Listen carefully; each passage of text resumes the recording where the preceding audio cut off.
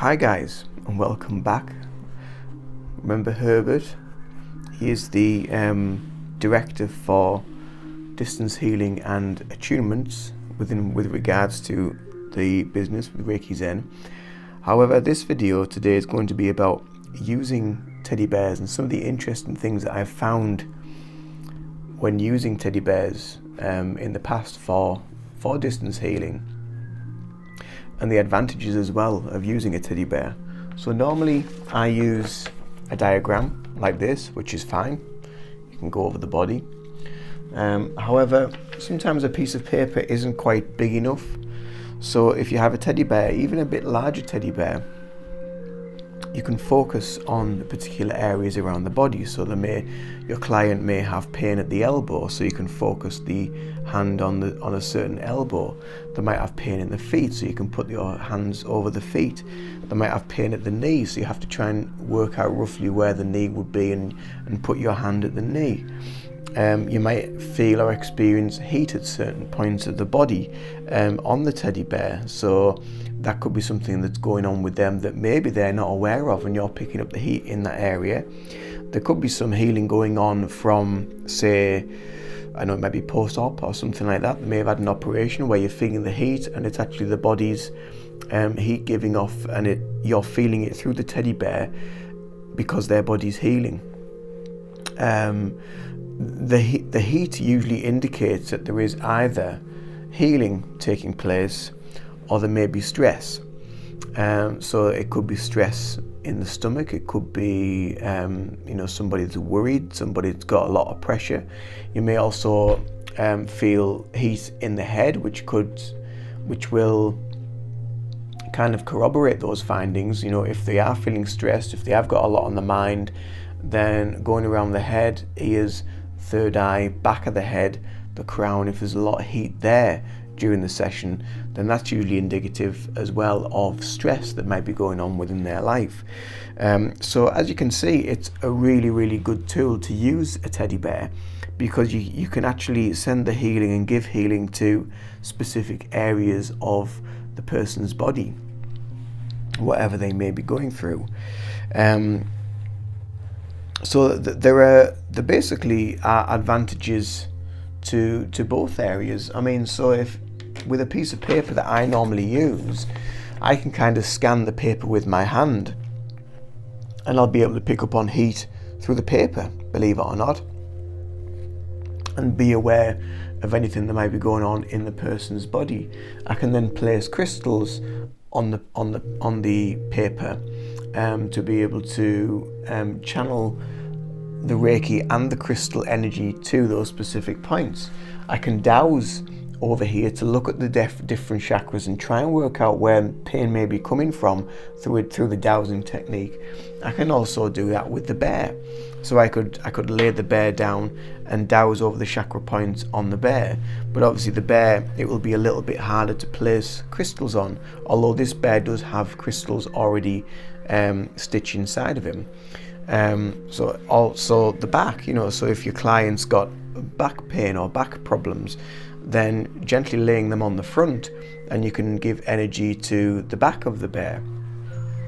Also, during the session, if you are moving the bear around, then be very, very careful, because you have to think of this bear is basically your client. So wherever your client is sat or laid, this bear becomes the correspondent for your client.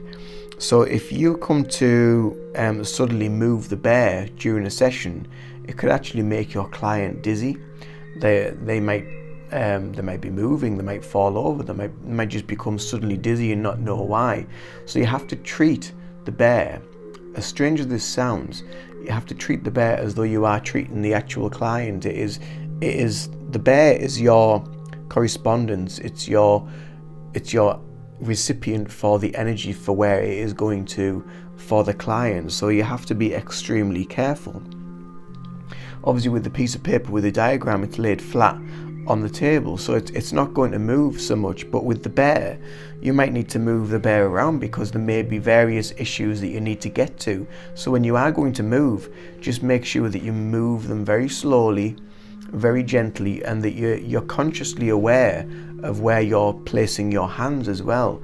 So obviously thinking of if it's a lady, thinking of the chest area, if it and the root chakra, that both quite sensitive areas. So trying to move them like maybe by the leg and by the head and turn them that way, and just being respectful really of your client and of what you're doing during the session. The one thing that I and many of the Reiki practitioners that my Reiki master has trained that we've found extremely fascinating is when we have been giving healing during Reiki shares or anything like that, then we all tend to do distance healing around a teddy bear. And what we've found is when we tune in to the Reiki energy and we're channeling the energy into the bear for somebody, maybe somebody can't be at that Reiki share, so we're giving them healing from the Reiki share room. And what we're finding is that when we're working with that energy, you almost feel as though the bear has got a heartbeat. I've seen the bear as though it's breathing, as though I can see the body moving up and down. Sometimes I've seen on my Reiki Master's bear, I've seen the arm or the leg move, which has been an indication of when the person that has been receiving the healing has actually moved the arm or that leg. So I've seen that move through the bear. So it just gives you an idea of how close that connection is that you've got between what you would deem as an inanimate object, when in actual fact you are connecting to your client's energy through the bear, and this is your correspondence for your recipient. So you need to be very careful, you need to be very cautious and be respectful when using a teddy bear, but you will find that you will feel the energy slightly different when you are using a teddy bear. When you are sending healing through a teddy bear, you will find you feel the energy differently. Maybe if you just use a name on a piece of paper, or maybe you use a diagram, or whatever you use, you might use yourself as a correspondence. But I found using a teddy bear really does change it up a little bit, and you do start to feel and tune into the energy that little bit more. So if you haven't got one for your Reiki practice or to practice on, then I would certainly advise you to get a teddy bear and give it a go. Even try sending Reiki to yourself through a teddy bear and see what you get from the teddy bear. It will be a great way of connecting to the Reiki and connecting to your own energy and giving yourself distance Reiki, maybe time distance for later in the day. And yeah, it's really, really powerful and very interesting. And it would be great for you guys to, if you do use a teddy bear or you use a correspondence of some kind like this, comment below and just let me know what you feel and what you find when you're using a teddy bear. Do you feel it's slightly different? Do you feel the energy different?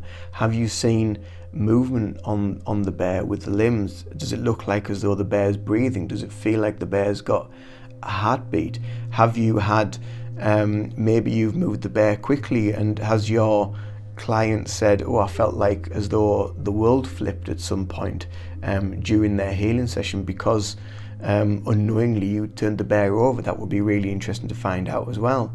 I do know that it has happened before with other people that have used teddy bears, so it would be really interesting to find out. So yeah, teddy bears and Reiki. Give them a go, give them a try, let me know what you think. If you've enjoyed this information, enjoy my videos on this channel, then don't forget to like the video, don't forget to comment below because it all helps with the algorithms, and also don't forget to subscribe to my channel, hit the little bell on the side, and you'll be notificated when I publish another video for you guys. So I hope you've enjoyed, much love to you all. from myself and from Herbert. Bye bye.